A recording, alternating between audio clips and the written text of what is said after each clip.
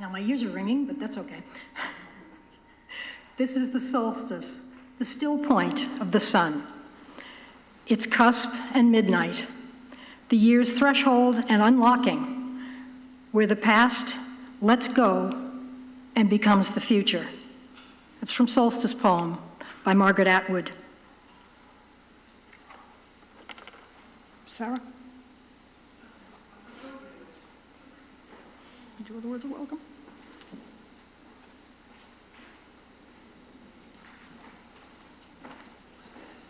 Down at the bottom.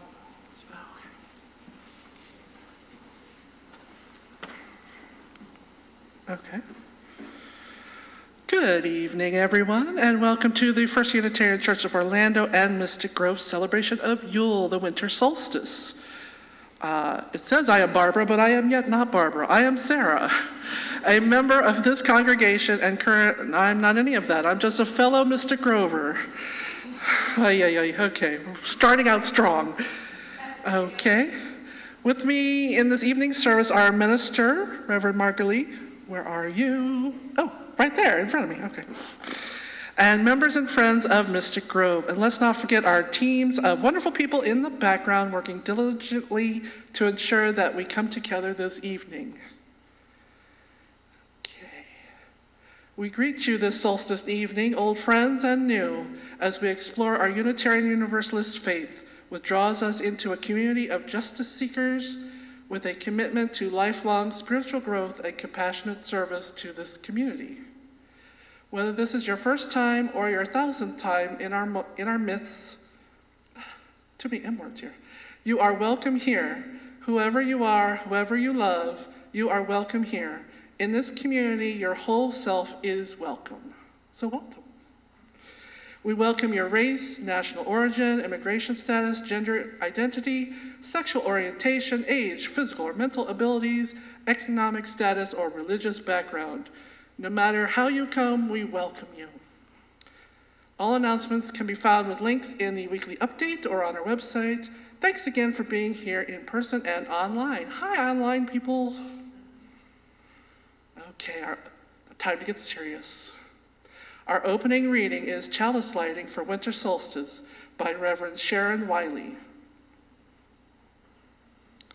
This solstice night, in honor of ancient traditions that celebrate this time of longest night, we observe that the flaming chalice holds the elements of the four directions: earth, air, fire, water, the lamp oil for earth, the air that feeds the flame, the fire that we light, and the chalice itself, the cup, the symbol of water. We light our chalice and reflect on the light we need to guide us through hard times. The light of our shared faith, the light of a loving community, the light of love, joy, and hope. Please join me in the words for lighting our chalice. In the light of truth and in the warmth of love, we gather to seek, to sustain, and to share.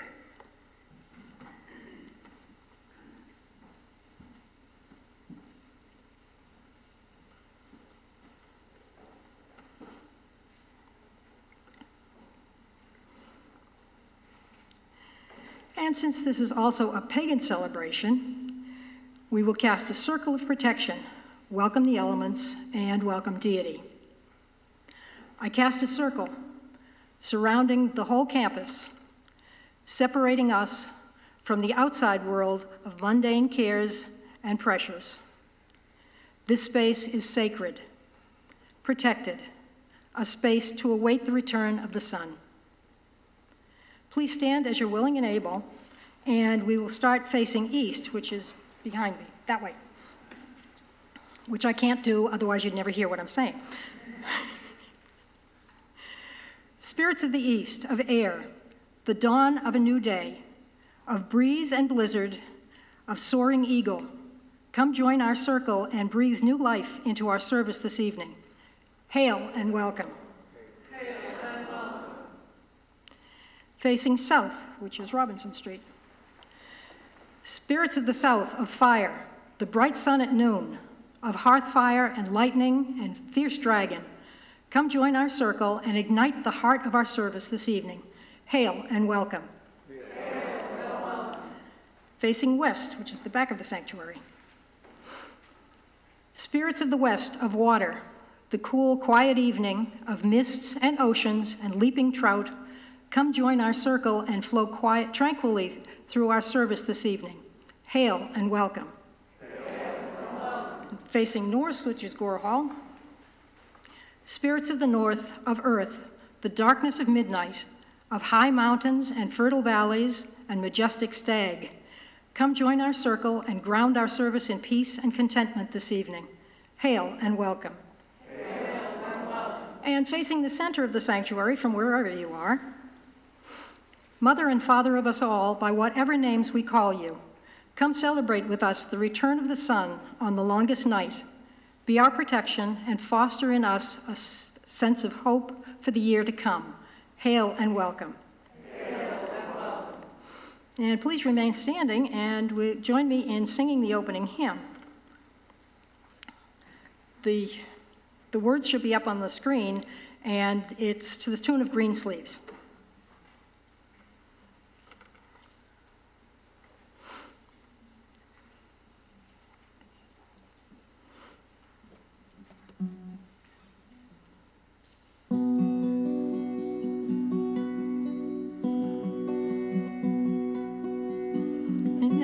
Ancient days, the folk of old, when chilled with fright by winter's cold, did kindle up a great Yule fire with leaping flames in its great pyre. Yule fires light up the night. Yule fires bring us delight. Yule fires go back the sun and keep our hearts ever burning. So lo, entice the waning sun to rise again and wider run its fiery course across the sky to warm them so they would not die. Yule fires light up the night. Yule fires bring us delight. Yule fires go back the sun and keep our hearts ever burning.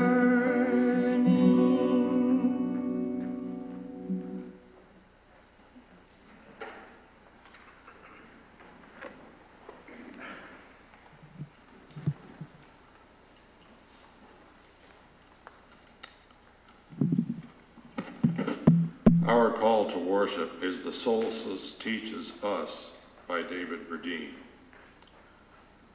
The solstice teaches us that darkness comes, that darkness goes. The solstice teaches us that light comes, that light goes. The solstice teaches us calmly, silently, to be calm, silent, and learning. The solstice teaches us, as we circle the sun, that everything flies. The solstice teaches us to remember the dark, to remember the night, to remember time, the seasons, and love as we circle the sun.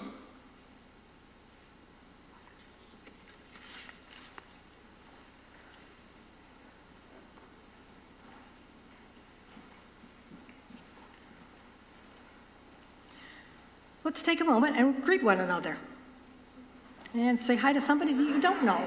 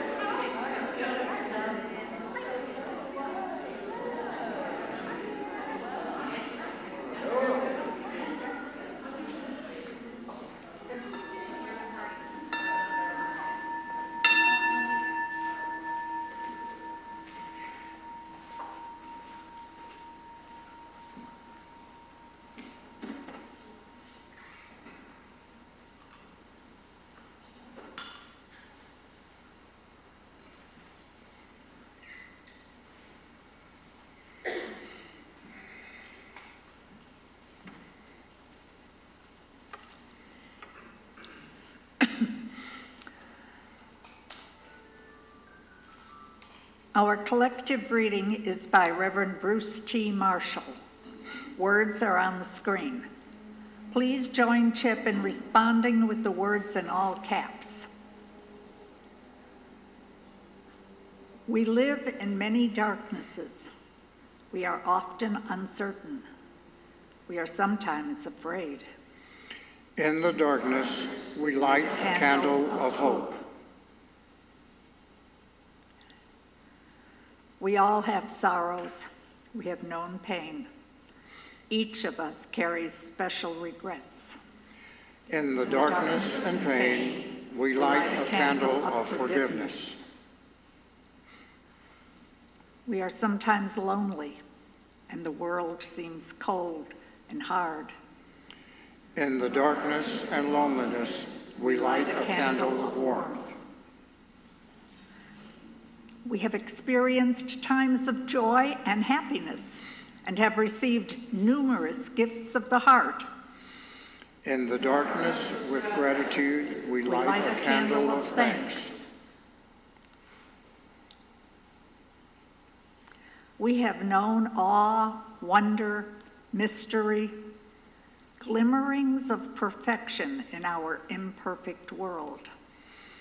In the darkness, with wonder, we light a candle of praise. We come together with our uncertainties, sorrows, joys, and wonder. We bring together many candles, many lights. May our separate lights become one flame, that together we may be nourished by its glow and befriend the darkness.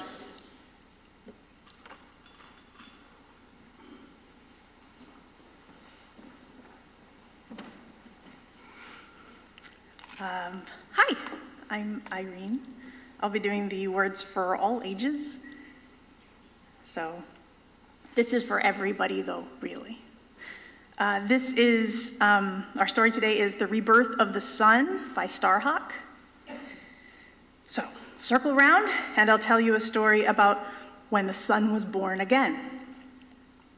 It was the middle of winter and the sun had grown very old. All year long, the sun had worked very hard, rising and setting day after day.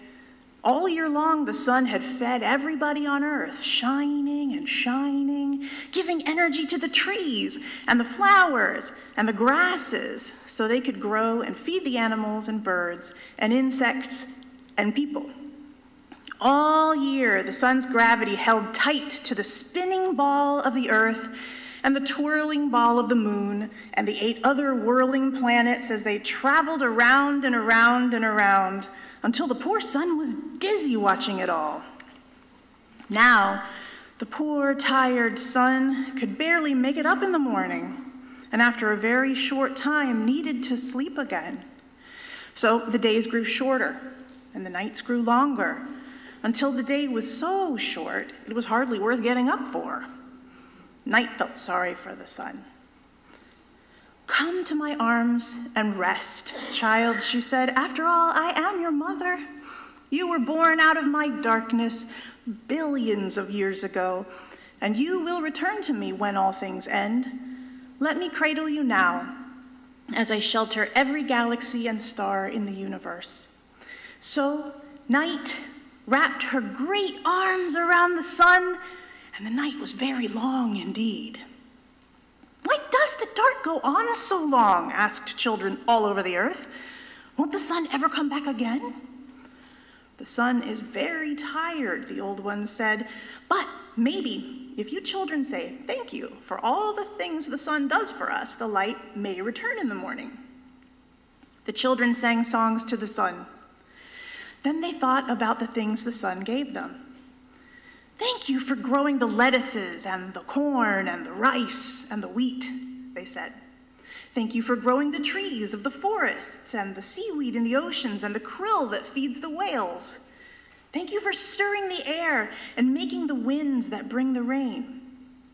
Every time a child said thank you, the sun began to feel a little warmer, a little brighter. Wrapped safely in the arms of night, the sun grew younger and younger. At last, the children had to go to bed. "We will stay up and wait for the sun to rise again," the old one said. "Can't we stay up too?" the children asked. "You can try, but you will get too sleepy," the old one said. "But you can each light a candle, because all fire is a spark of the sun's fire. Put your candle in a very safe place and let it keep vigil for you as you sleep and dream of sunrise." So the children lit their candles and put them in very safe places, and each flame was a little spark of the sun's fire. And the sun peeped out between the arms of night and saw all the little fires and began to feel warmer and brighter and younger still. Early in the morning, the old ones woke the children. Together, they climbed a high hill and faced to the east, the direction of sunrise. They sang songs to the sun and ran around trying to keep warm. They waited and waited to see what the dawn would bring. The sky began to turn from black to indigo to blue. Slowly, the sky grew light. A golden glow crept over the horizon. Night opened her great arms, and in a burst of brightness, the sun appeared, new and strong and shining. For in the long night, the sun had rested well and grown young from the songs and the thanks of the children, young as a brand new baby born out of night once more. Everybody cheered, and the children jumped up and down. "The sun has returned! The sun is reborn!" the people cried. And they danced and sang to celebrate the birth of a new day, and then went home to breakfast.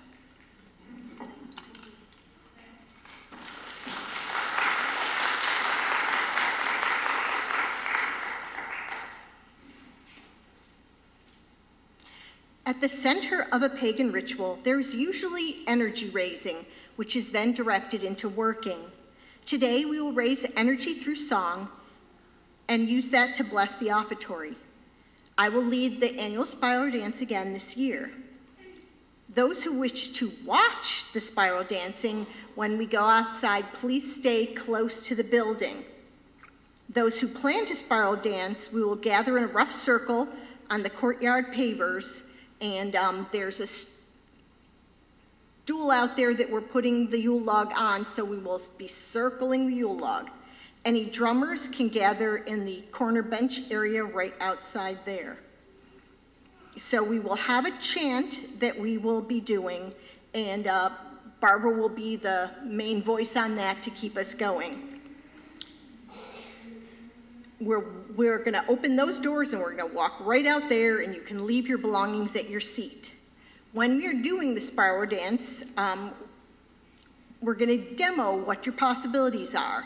If you're a beginner or this is where you're at, you can just step sideways.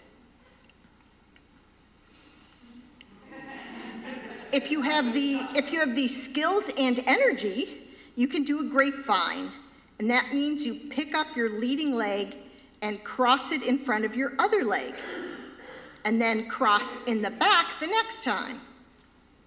And we'll demonstrate a little again when we get outside. If we get a log jam and the circle gets stalled, you just march in place until we straighten ourselves out. The circle will start all holding hands, and then whoever's to my left, I will drop their hand and they will become the tail. So if you want to become the tail of the comet, stand to my left when we circle up. The circle will break and spiral inwards, and then we'll flip and spiral outwards. We'll end up joined more or less in our original starting circle, and at that point we will send the good thoughts and energies into the Yule log.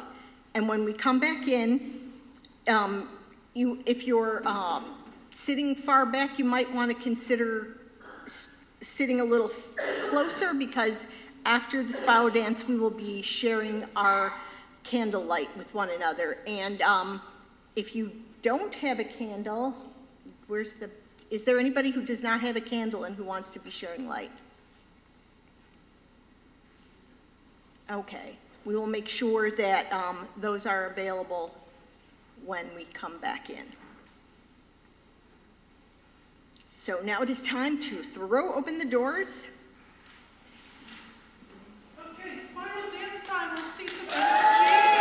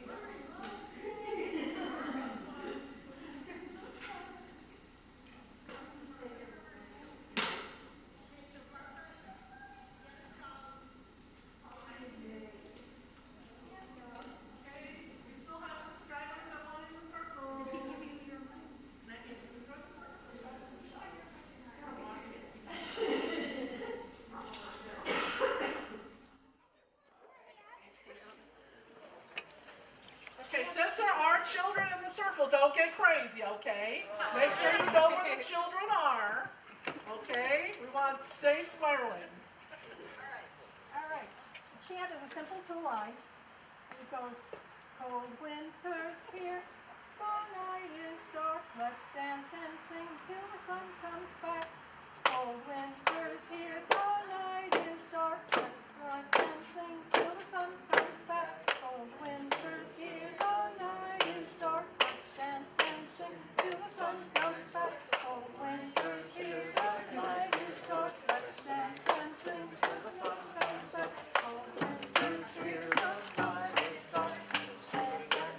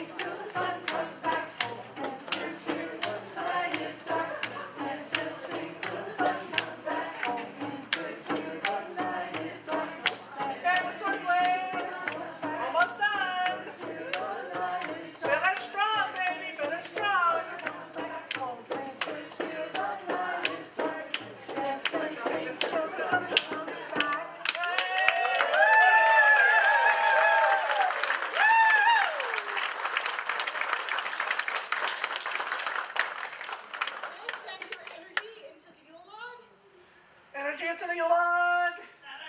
Energy.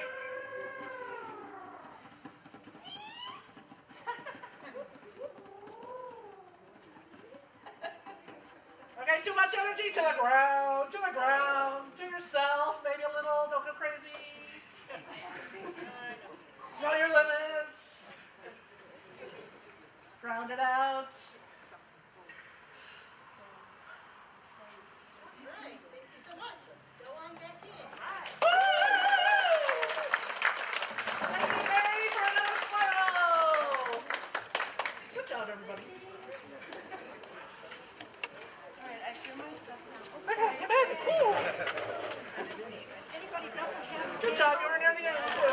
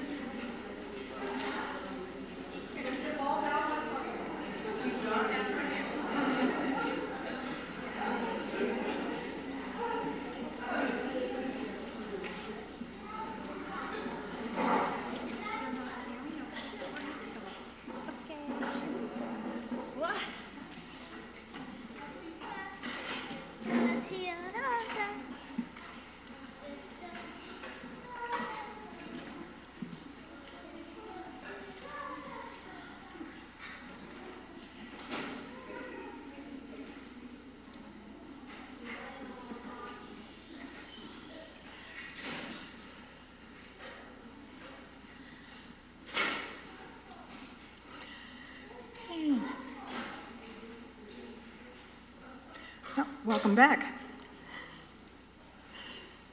And good evening, I'm Barbara, for anybody who doesn't know. We invite you now into the practice of generosity. It's one of our spiritual values that sustains the life and ministries of this church community, as well as our partners. Let us be grateful for the opportunity to give, because it's a privilege to be able to do so. And let us be thankful for our needs, for they give us the opportunity to practice receiving. All funds collected this evening will be given to New Image Youth Center, our Share the Plate partner for December. The offering will now be collected, and note that you can also give online. And there's, yep, right there.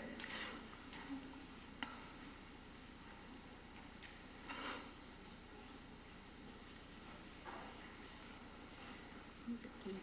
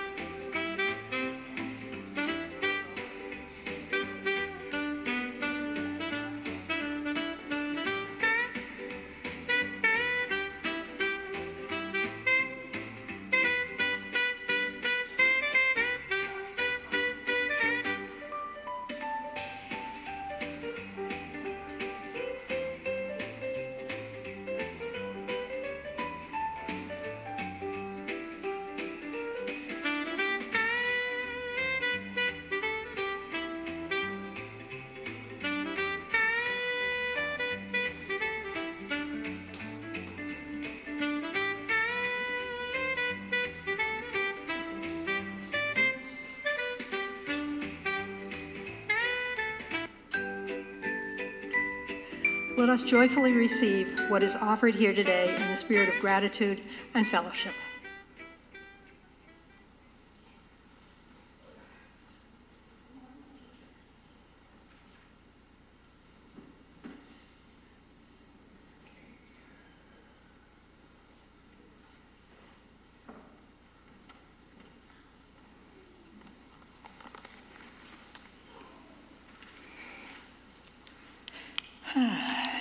You have danced, and now we ask you to sit as comfortably as you can. Relax your body, calm your mind. Close your eyes if that feels right for you. You can also have them at a soft gaze, looking ahead of you. We pause as the path of the sun reverses, seemingly holding its place for a moment of turning. Let us delve into the gifts of darkness at the winter solstice. We follow curiosity and contemplation down into the cold earth, taking a journey to the world below the surface. Here we follow acorns, cached by squirrels and chipmunks, perhaps to be food laid in store, or perhaps to become trees in the fullness of time. We find the burrows of hibernating animals, those who sleep and repair. We find seeds, including some that will not sprout unless they first wait through the frost and ice. Life finds rest and renewal in the darkness. May those who are weary find comfort. May those who are struggling find meaning and companionship. May those who are injured or ill find recovery. May those who hunger find abundance. Let this time be a time of healing, and may the dreams of the dark lead us to share these gifts with one another. Our imagination rises back to the surface, to life where the cold ground meets the crisp air. Here we observe life finding its way. We observe animals eating seeds left on the ground through the harvest, though the harvest is long past. We notice the migration of birds, natural movement that allows populations to find places where they can thrive. We observe the trees that appear to sleep and yet hold sap that will rise again before the spring arrives. We observe that not everything lives through the winter, and yet all that has lived returns to the earth and is transformed. Let this be a time of resilience. May the changing seasons bring new meaning and new insights. May creativity and persistence lead us to find resources for all to share. May those who migrate find safety, and may there be good news in the wind. May transformation lead us onward. Now, we lift our imagination to the sky, to the returning sun, to the brilliant winter night. Shifting hours of light and darkness remind us that change is part of the rhythm of the universe, and so trouble does not last. Acknowledging the gifts of darkness, we also look forward to the growing light, a change that brings glimmers of hope. We marveled at the beauty of this time, stars unobstructed by leaves, jewels of the night shining over the land, moon and meteors inspiring us to awe and wonder. Let this be a time of celebration. What joy can be found? Let us hold it close, blow on its embers, and share its spark. We do not take for granted having come this far, and we give thanks for our companions on the journey. Let us continue our meditation in silence.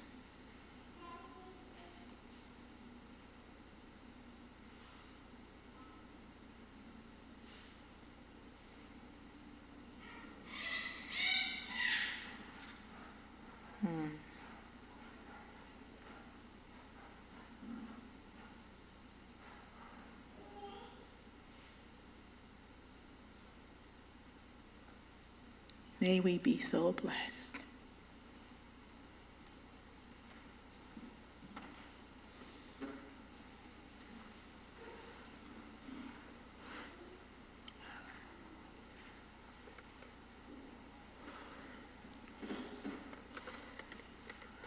I'm going to pick this up so that I can see it better. If you remember back to the summer solstice, we explored the myriad ways that pagans around the world celebrate midsummer. Now it's time to learn how and where some ancient and modern pagans mark the return of the sun at midwinter. We'll begin with the Celts. And they settled in what's now Ireland. 5,000 years ago, ancient Irish Celts built a great passage tomb at Newgrange in County Meath. At dawn on the winter solstice, the sun's rays penetrate the length of the passage and illuminate the spiral carvings on the back chamber wall. This monument is older than the pyramids. It's older than Stonehenge. And the precise alignment with the solstice sunrise indicates how important this date was to the ancients who built it and to all those who worshiped there, even after that. For an agrarian society and for hunter-gatherers, marking the shortest night and the return of the shortest day and the return of the lengthening days was important physically, socially, and religiously. Farmers and hunters relied on knowledge of the seasons, when to plant, when to harvest, when the animals migrated, or hibernated, or would breed and give birth.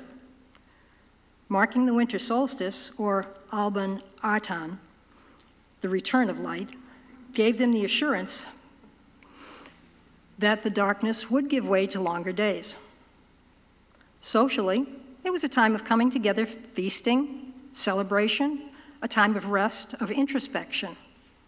They lit bonfires, burned Yule logs to welcome back the sun and to ensure good fortune for the new year. Community bonds were formed or strengthened, and hospitality reigned. The Celts gathered to feast on foods that they had put by, root vegetables, salted and smoked meats, bread washed down with ale and mead. They gathered around the hearth to tell stories and sing songs about their ancestors, their gods, their heroes, sustaining their cultural identity. Spiritually, this was a time to honor the sun as all ancient peoples did, since they understood that their survival depended on its light and warmth. It marked a time of light triumphing over darkness, a time when the veil between the living and the ancestors or the spirits was thin, a time to consider death as a natural part of the cycle of life. Homes were decorated with holly and ivy for endurance and protection, and mistletoe for good fortune. The people held vigils, and druids conducted ceremonies to welcome the sun and/or ensure its return. Neo-pagan druids still do this at Stonehenge and at Newgrange. Contemporary Irish pagans and Christians alike celebrate this time of year, whether as winter solstice or Christmas, with feasting, candles, evergreen decorations, songs, storytelling, a spirit of hospitality, and religious observances.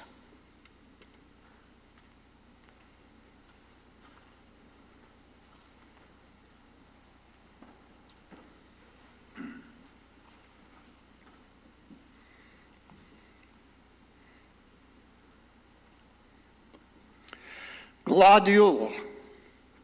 Well, that is spelled Gladjul. That is the traditional greeting across Norway, Sweden, and Denmark for a greeting on the winter solstice today. The winter solstice was clearly defined, honored, and observed by many cultures, ancient and modern in the world. And one culture that's left a lasting influence on the way we do this is those of the Nordic people. Now, we don't know exactly how the really ancient Nordic peoples observed the winter solstice. We know they certainly considered it important as far back as the Bronze Age, circa somewhere around 2000 BCE. Humans have always been very interested in the sun and its movements, and this was certainly the case during the Bronze Age, when the sun was generally considered as a central deity of worship. Solar symbols are found on rock carvings dating from the Bronze Age in southeast Sweden. The Jarstad rock collection, as a matter of fact, uses a variety of images, ships, shoes facing a certain way, and an image of a dancer, a position so that she is facing accurately to the winter solstice sunrise. A little bit later, we begin to learn more of their customs and beliefs thanks to engravings from the Iron Age, and those show that the Norse religions came from a wider pool of Germanic pagan beliefs. And now you get the pantheon of some familiar gods and goddesses, such as Odin, Thor, Freya. They appear in the far north, along with many of the beliefs and festivities that are recorded in Roman, early Christian, and Viking times, and some of which have become part of our culture. Some of them we're going to do here tonight and have done already. So here's a little bit of it. Odin, probably heard of Odin, the All-Father. Well, he was also sometimes known as Old Man Winter and could bring gifts to kids. Sound familiar? Yule, here we are, a 12-day festival. 12 days of Christmas. Sound familiar to anybody? Feasting, drinking, and community gatherings to welcome the returning light. Guess what we're doing? The Yule log, a large log burned to bring warmth, light, and symbolize the sun's power. Okay, it's not that big, but it's sitting right out there. You saw it, you danced around it. We're in there, right? Evergreens, boughs and trees brought in to signify life's resilience. I direct your attention to Exhibit D. Red colors, all over the place, symbolizing the returning of life after winter. Feasting, communal feasts with seasonal foods, shared stories, toast to the gods and the goddesses, and we may do a little bit of that, but we do have snacks right across the way in Gore Hall after this. All right, now here's a different one, the Yule goat. See, Thor's chariot was pulled by goats. And we don't have any goats this year, but if you would really like to see some goats, we might could work some up for you next year. Wassailing involved groups traveling door to door and into orchards to sing and offer blessings and for a good harvest, drink warm spice cider. Sounds a lot like caroling, doesn't it? And some of the later additions that come up in the Norse culture include St. Lucia Day, 13 December, honoring St. Lucy, a 4th century martyr. That's where a young lady dressed in white puts a wreath of candles on her head. And here's one. The Deer Mother, D-E-E-R, Deer Mother, that came in from the Same people, the reindeer-dependent people that live far up in the north areas across the Arctic Circle up there. The Deer Mother honors the female reindeer who keep their antlers in the winter, and she flies across the sky bringing the sun back. Now, I saw this and I said, come on, you got to be kidding me. So I looked up, and sure enough, truly, those deer up in that latitude up there, both the male and the female deer have antlers, but they lose them at different times of the year.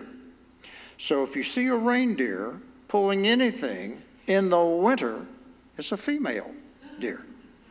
Which brings us to the point. Are we ready for Roxanne, the red-nosed reindeer? Anyway, enjoy our service tonight, and this is just something from me to you. Please remember this. You are taking part right now in one of, if not the oldest verified traditions and practices that the human race has done, unbroken through several thousand years, as far back as we can dig, as far back as we can go. People were taking direct notice of when the sun stood still in the wintertime. globule.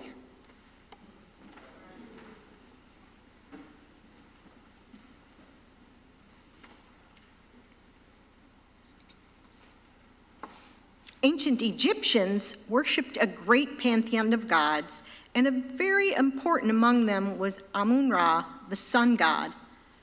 Over 4,000 years ago, building began on the largest religious complex ever built, the temple at Karnak in the city of Luxor.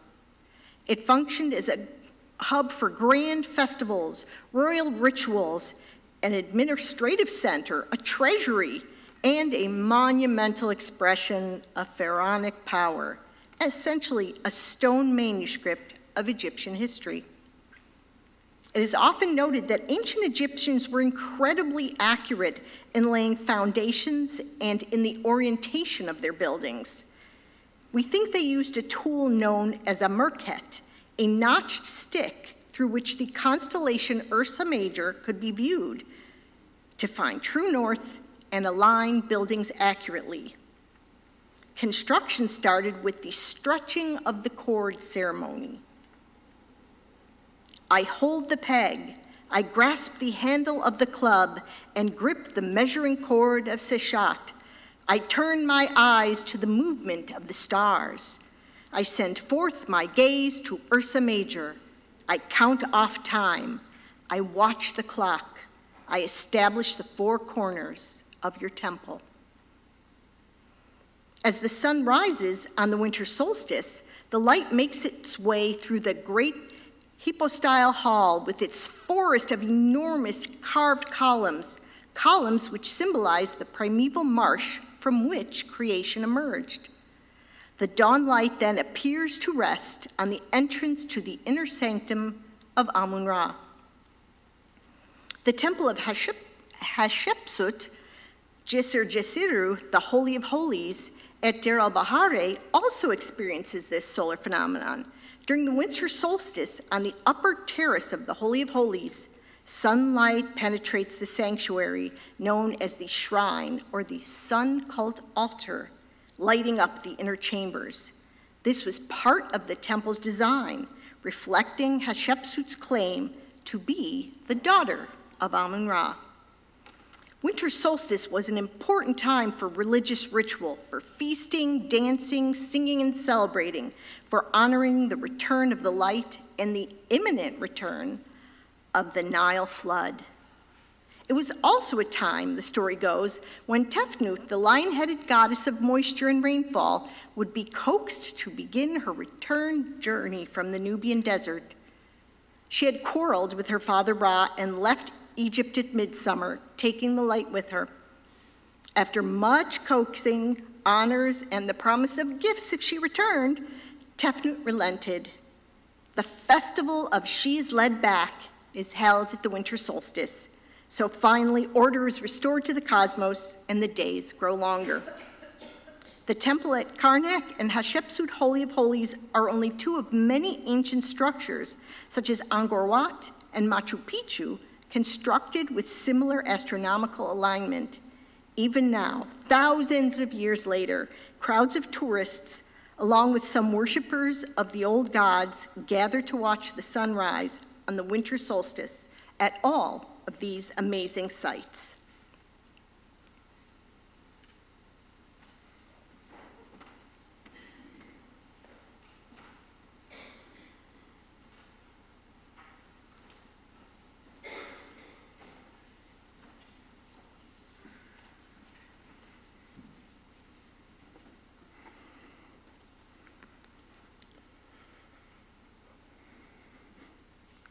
Yule Candle Ritual by Patty Wingington. The wheel of the year has turned once more, and the nights have grown longer and colder. Tonight the darkness begins to retreat, and light begins its return once more. As the wheel continues to spin, the sun returns to us once more.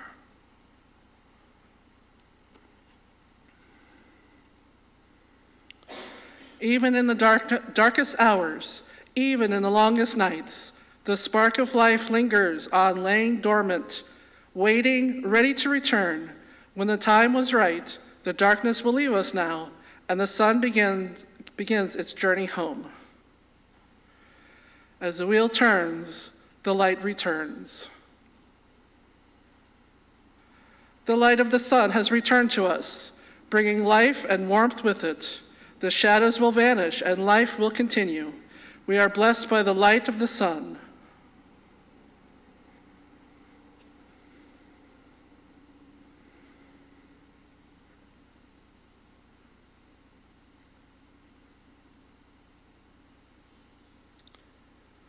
Now that we have lit the candles to welcome the light, let us share that light with each other. We paused for a small safety tip, PSA, Pagan Safety Announcement. Do you have one of these on your person? Yes? No? Barbara, there's a couple with no fire implement.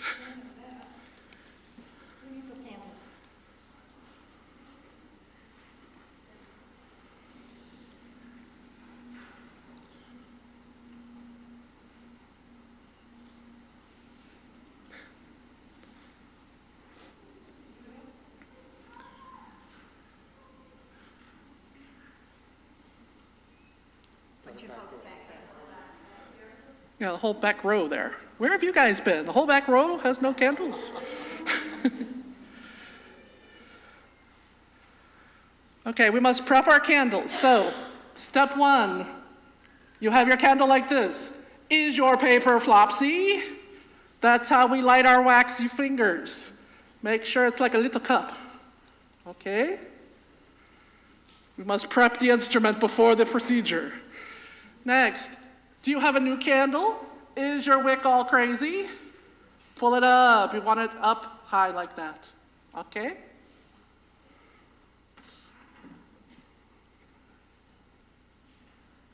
Now, when we start,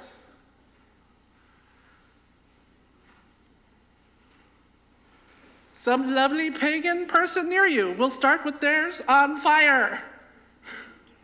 What do you do? Let me come forward.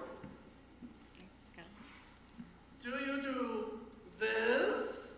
No, you set your friend on fire. You get damaged by the wax, okay? This is fire, hot, okay? No, bad. What do? Virgin candle not lit, into fire. Huzzah! No one dies, no one sets themselves on fire. Yay! Okay, everybody understand? We don't want an ER visit tonight. Okay. But first we must set the mood. Okay. We are going to sing a song. Mr. Grove Singers will start our song to help you learn the words. Watch how they pass the flame, really, you know, lit, unlit, okay? As the singers come to you to share the light, share with your neighbor and join in the song. The words will be on the screen. One candle in the dark, like a candle wavers. Many spirits joined as one, born with the power of the blazing sun. There is strength in community, a circle empowering you and me. The circle binds yet sets us free, in the goddess' name, so mote it be. One spirit in the dark, like a candle wavers. Many spirits joined as one, burn with the power of the blazing sun. There is strength in community, the circle empowering you and me. The spirit binds that sets us free, in the goddess' name, so mote it be. One spirit in the dark, like a candle wavers. Many spirits joined as one, burn with the power of the blazing sun. There is strength in community, a circle empowering you and me. The circle binds yet sets us free, in the goddess'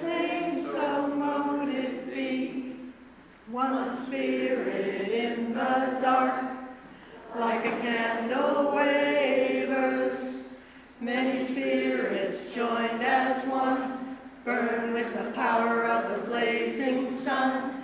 There is strength in community, a circle empowering you and me. The circle binds yet sets us free. In the goddess name, so mote it be.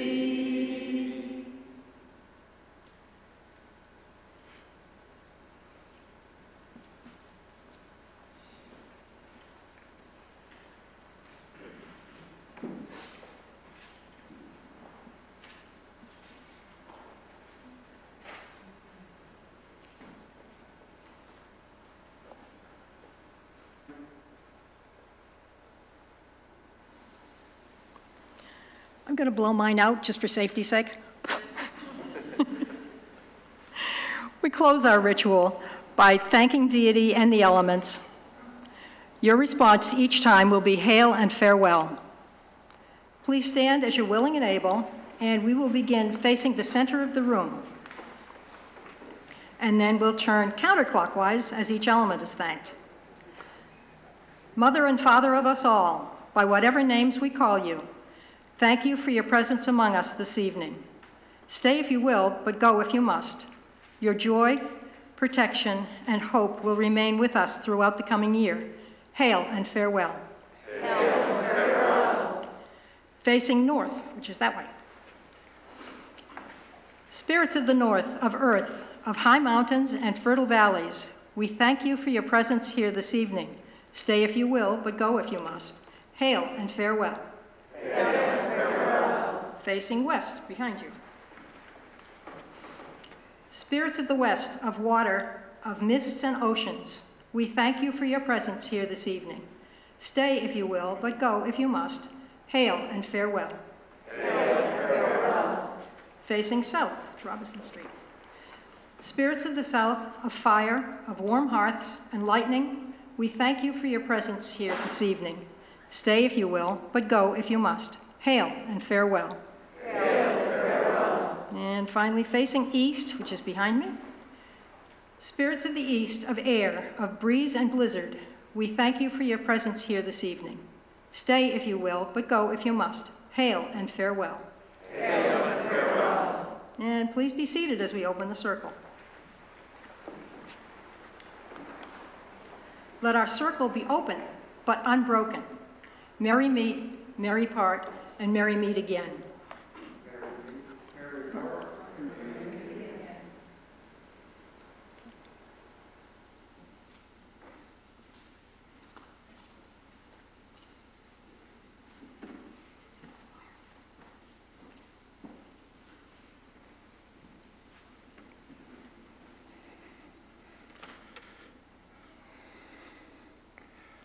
Our closing words are Beneath the Slow Stars by Jennifer Pratt Walter.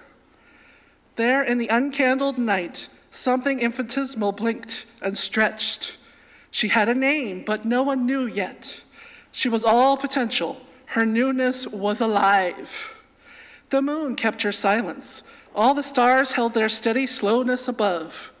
There in the deep sack of night, a tiny hope was born.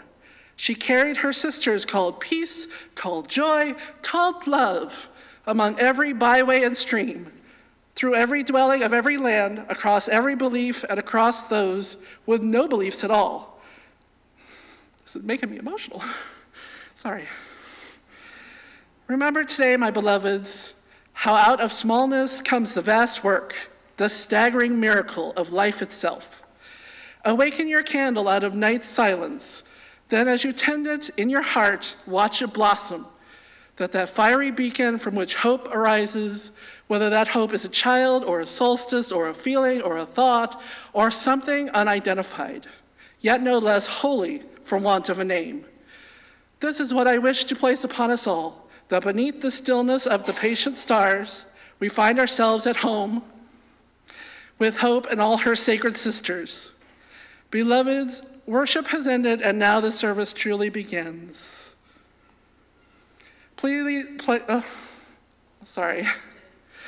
Please say these words with me as we extinguish the flame.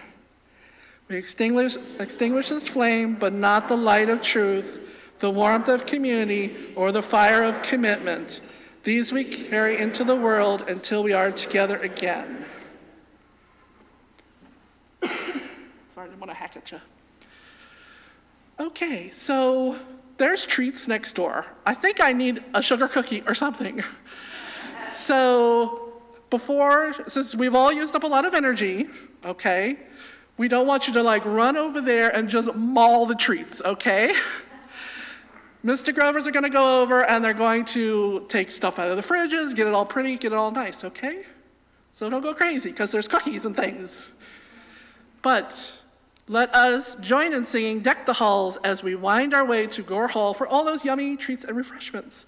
The service has ended, okay? Thank you for coming. All right? Deck the halls with boughs of holly, la la la la la la la la.